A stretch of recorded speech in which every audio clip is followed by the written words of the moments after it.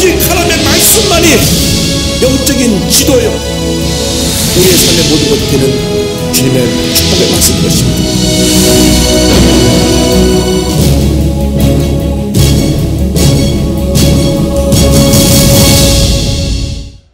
오늘 로마서 7장을 함께 말씀 공부합니다. 율법과 죄를 주제로 해서 말씀을 공부합니다.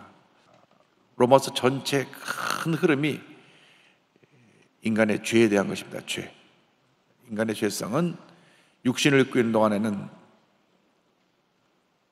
완전히 자유를 받을 수가 없습니다. 언제 자유를 받느냐?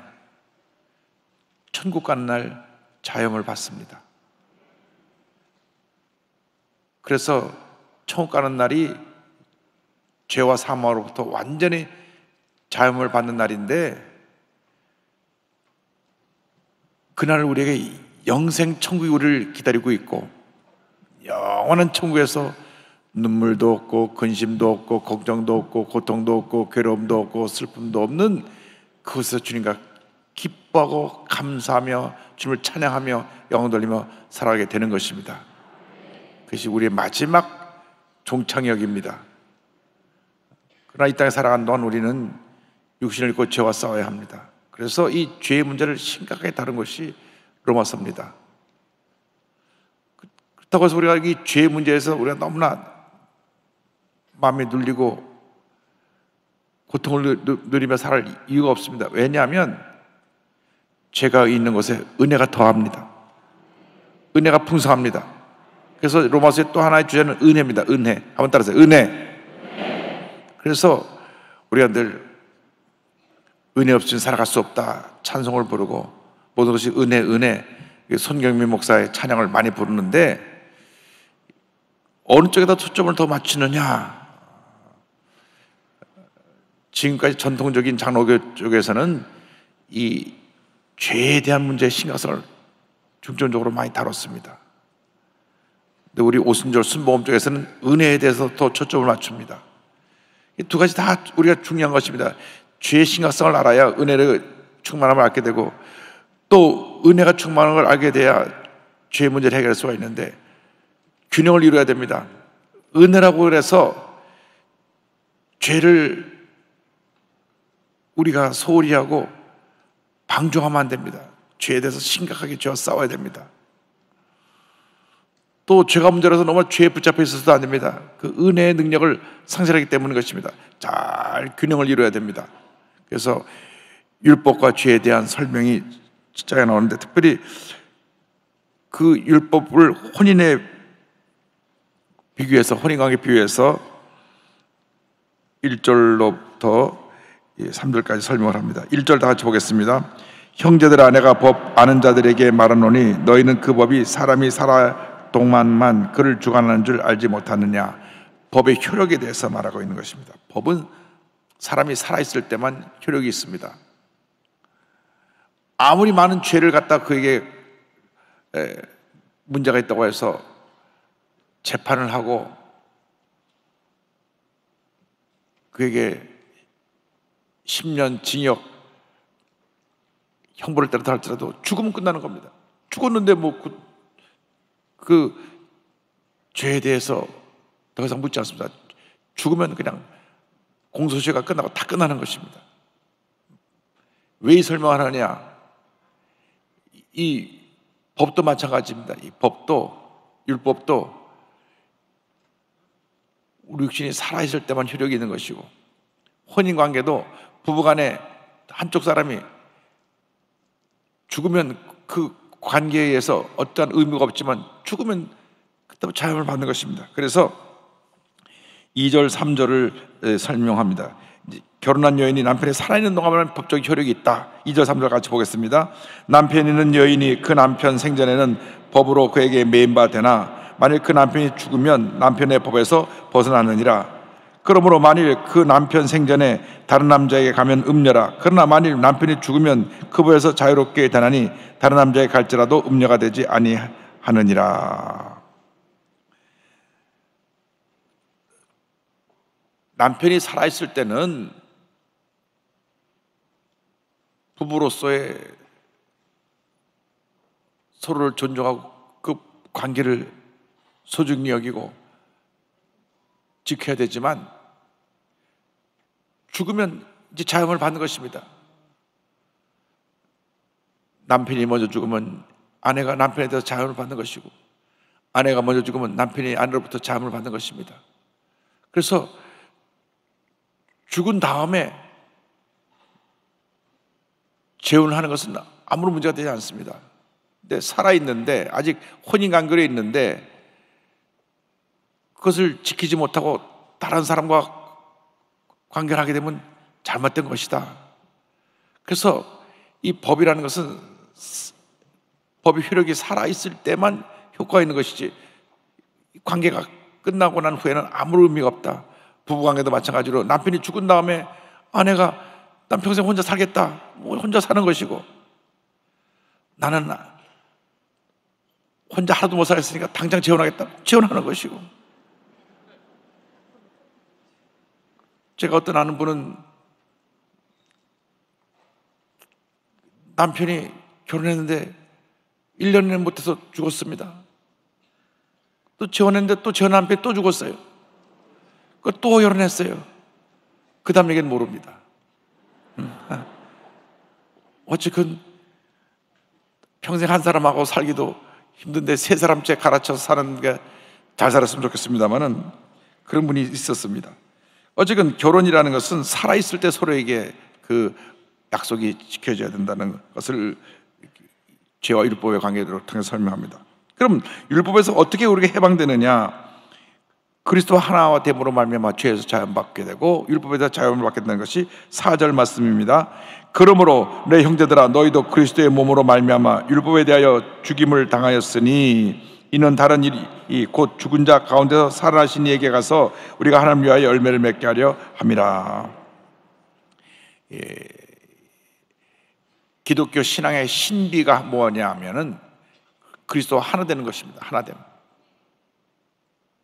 예수를 믿는 그 순간 내가 그리스도가 하나 된 놀라운 은혜가 임합니다. 갈라디아서 2장 20절에 사도 바울이 평생 신앙의 고백으로 이렇게 고백합니다. 내가 그리스도와 함께 십자가에 못 박혔나니 그런즉 이제는 내가 사는 것이 아니요 내 안에 그리스도께서 사시는 것이라. 이제 내가 육체 가운데 사는 것은 나를 사랑하사 나를 위하여 자기 자신을 버리신 하나님의 아들을 믿는 믿음 안에서 사는 것이라. 이 사도 바울이 이 말씀 하나 가지고 평생 주님을 위해 헌신했습니다. 예수를 믿는 순간 예수님 나의 구세주가 되시고 나의 옛사람을 십자가에 못 박아서 내가 죽고 주님과 함께 죽고 예수님이 3일 만에 부활하듯이 다시 주님과 함께 부활돼서 이제는 내가 사는 것이 아니라 내가 죽었으니까 내 안에 그리스도께서 나를 대신하여 사시는 것이고 나를 사랑하사 나를 위해서 자기 자신을 버리신 그 주님의 사랑에 감동해서 주를 믿고 사는 삶이 우리의 삶이 된 것입니다. 이것은 구원에 대한 영적인 진리를 우리에게 깨닫게 해주는 것입니다. 실질적으로는 우리가 이미 예수 믿고 새 사람이 되어서 옛 사람이 죽고 주님이 나를 다스리시는 새로운 사람이 되었는데, 이론적으로는 그런데 실제적으로 보면 아직도 옛 사람이 내게 살아있어서 나를 괴롭히고 미워하게 하고 다투게 하고 분노하게 하고 죄짓게 하고 잘못된 삶을 가게 만들기 때문에 우리가 예수님의 영 성령으로 충만해서 옛사람을 물리쳐야 되는 것입니다. 골로새 1장 20절에 같은 내용을 설명합니다. 이제는 그의 육체의 죽음으로 말미암아 화목하게 하사 너희를 거룩하고 흠없고 책망할 것이 없는 자로 그 앞에 세우고자 하셨으니, 예수님이 우리를 위해서 죽으심으로 말미암아 하나님과 화목한 관계를 이루시고 난 다음 우리를 주님 안에서 거룩하고 흠없고 책망할 것이 없는 자로 변화시켜 준다고 성경은 말씀하고 있는 것입니다. 그래서 우리 예수 믿는 사람들이 죄의 문제를 해결하기 위해서는 첫째도 성령 충만, 둘째도 성령 충만, 마지막도 성령 충만입니다. 성령의 나를 다스려야 합니다. 그래서 성령에 충만해서 이제는 내가 사는 것이 아니라 내 안에 그리스도께서 사시는 은혜가 임해야 되는 것입니다. 모든 문제가 내가 살아있어서 생기는 것입니다. 내가 하니까 가정에도 문제가 생겨나고 부모 자녀 간에도 문제가 생겨나고 내가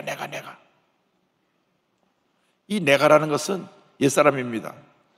우리 은혜 받고 나서는 주님이 이래야 되는데 아직도 내가 어떻게 했는데, 내가 얻는 공로를 세웠는데, 내가 어떤 사람인데 자꾸 내가를 얘기해요.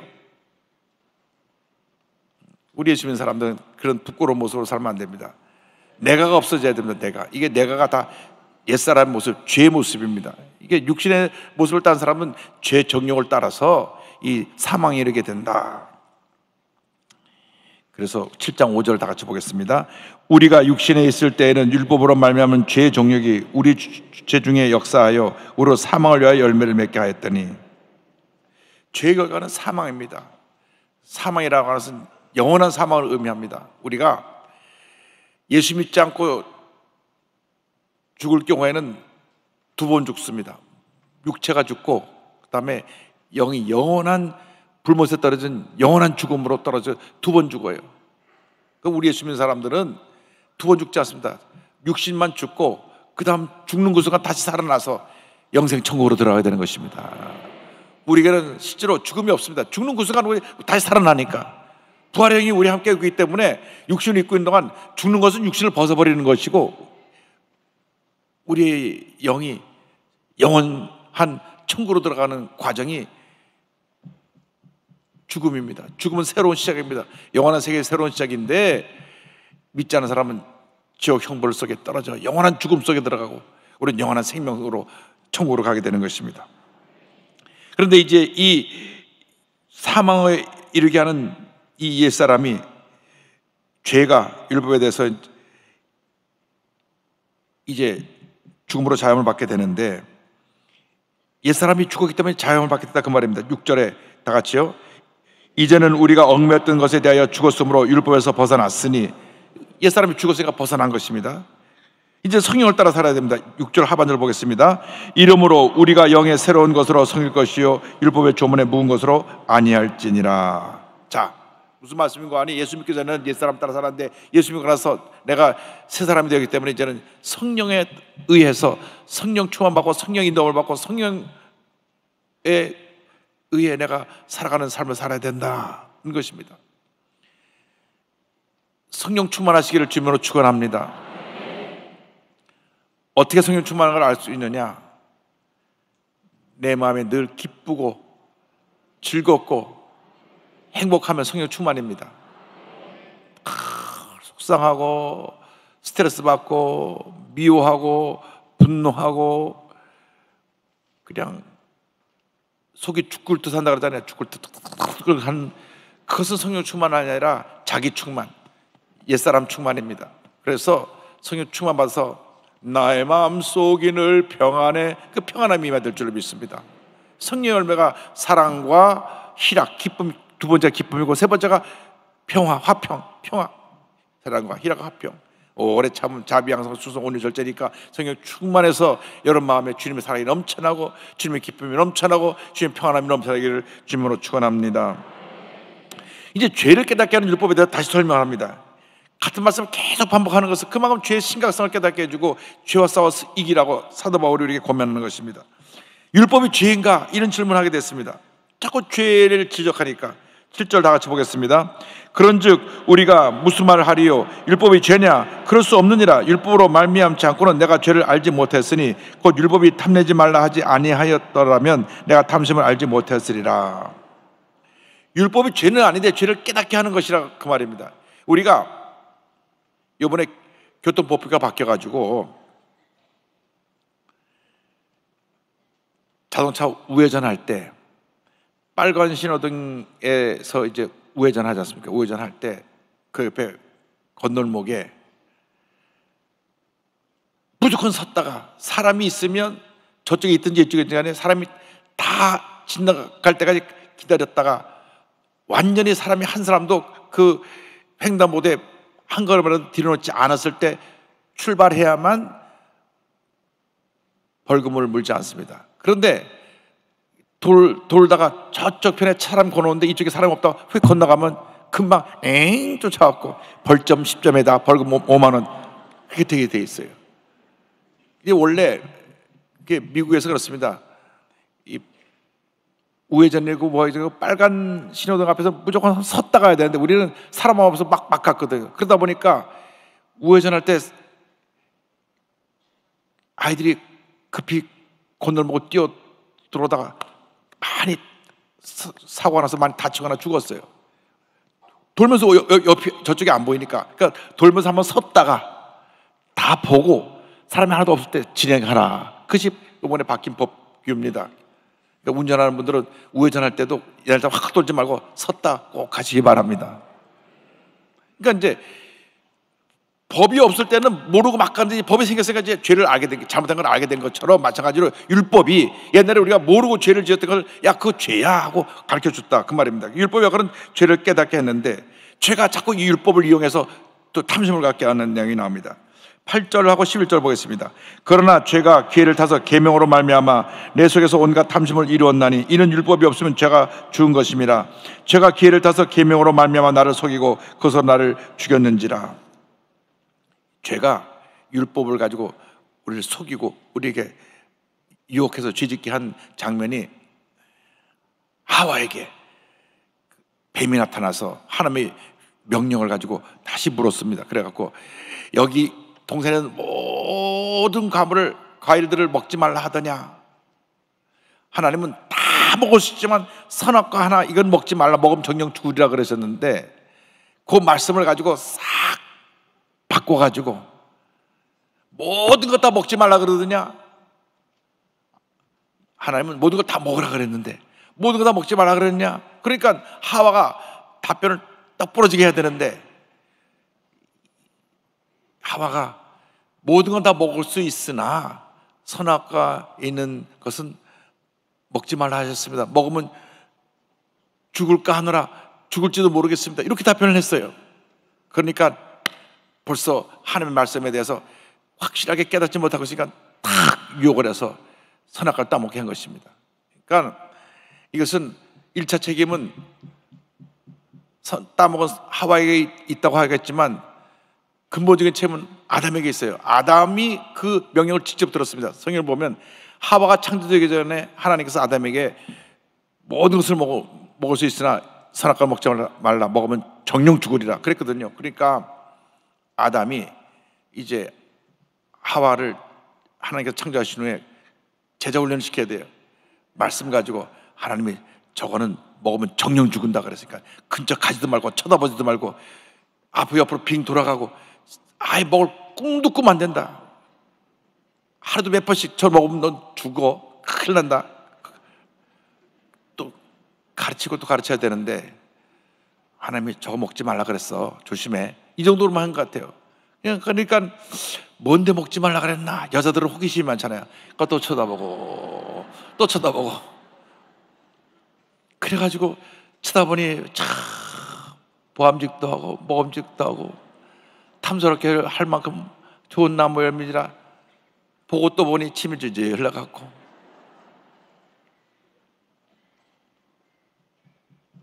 뱀이 와서 먹어도 괜찮다. 죽지 않는다. 너 먹으면 하나님처럼 된다.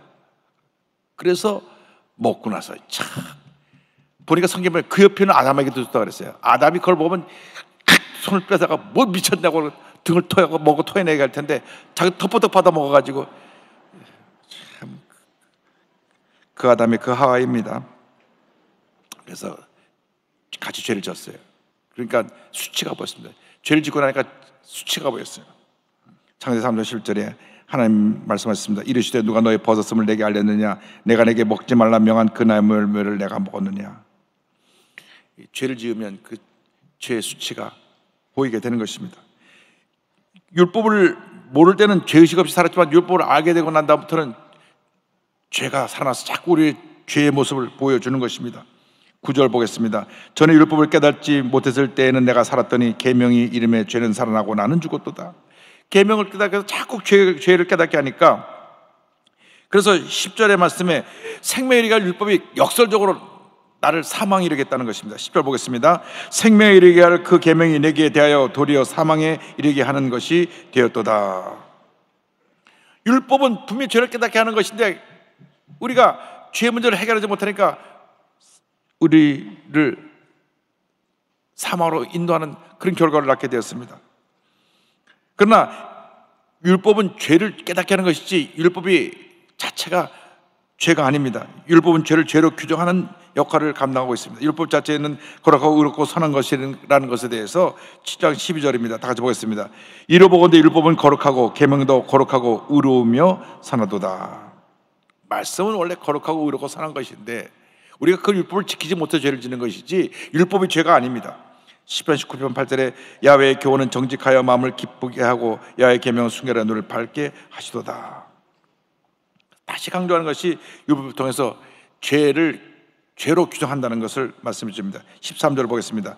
그런즉 선한 것이 내게 사망이 되었느냐? 그럴 수 없느니라. 오직 죄가 죄로 드러나기 위하여 선한 것으로 말미암아 나를 죽게 만들었으니 이는 계명으로 말미암아 죄로 심히 죄되게 하려 함이라. 그래서 오늘 우리에게 계속해서 또 강조하고 또 강조하고 또 강조하는 것은 율법은 우리의 죄를 깨닫게 하는 것이다. 우리 율법 앞에서 완전할 사람이 아무도 없습니다. 모든 사람이 죄인입니다. 그래서 우리는 율법 앞에서 우리 죄를 회개해야 되는 것입니다. 율법이 왜 필요하느냐? 나의 죄의 모습을 보고 회개하기 위해서 율법이 내게 거울이 돼서 나의 죄를 회개하게 만드는 것입니다. 왜 우리가 거울을 봅니까? 내가 얼굴에 뭐 묻지 않았나? 내 머리가 반듯하게 됐나? 그걸 거울을 보는 것입니다. 마찬가지로 율법은 거울입니다. 우리가 죄를 지었을 때 죄가 보이게 만드는 것입니다. 내가 아무리 죄를 안 짓겠다 그래도 세상에 나가서 우리가 하루 종일 지내다가 밥비라고 집에 돌아보면 눈에 안 보이지만 얼굴에 먼지가 많으면서 세수를 해야 되듯이 죄의 먼지가 묻어 들어오는 것입니다.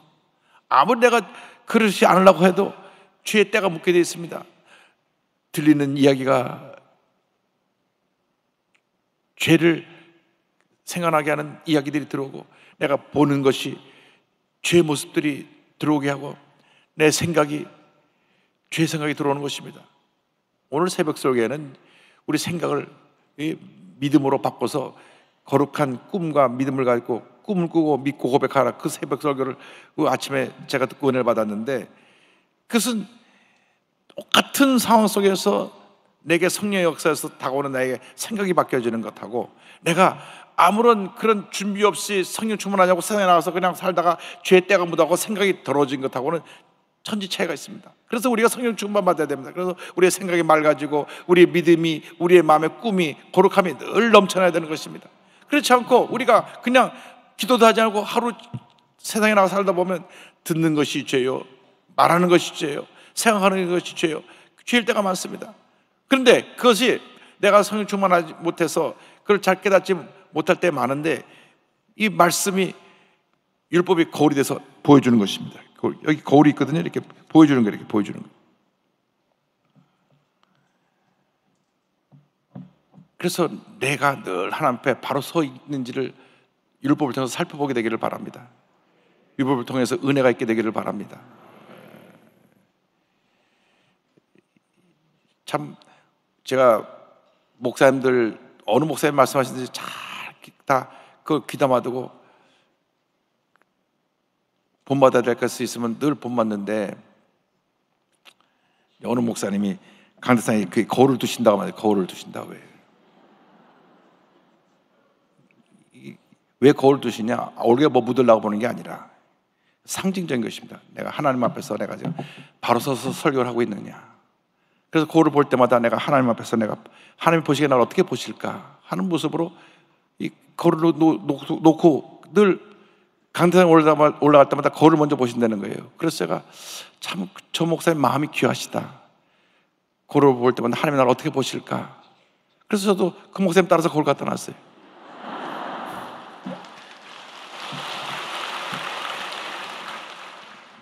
또 그 목사님이 무슨 말씀 하시냐면, 본인은 강대상에 꼭 마이크가 둘이랍니다. 하나만 있는 교회도 많거든요. 근데 왜 둘이냐? 내가 이쪽으로 실수를 말해도 이쪽으로 주님이 바른 소리를 하시라고 두 개를. 참 그 목사님 생각하시는 게 너무 귀해서, 그래서 이 마이크가 둘이라도 내가 이쪽으로 실수된 말을 하더라도 이쪽은 주님이 이 마이크를 통해서 바른 말씀을 전하고 계시니까 그저 순종하는 마음으로 서서 말씀을 전합니다. 여러분 늘 주님 앞에 그런 마음을 갖고 살면 주님 복을 줄 줄로 믿습니다. 하나님 앞에서 바르게 살면 하나님의 일생을 책임져 주시고 복에 복을 더해 주시는 것입니다.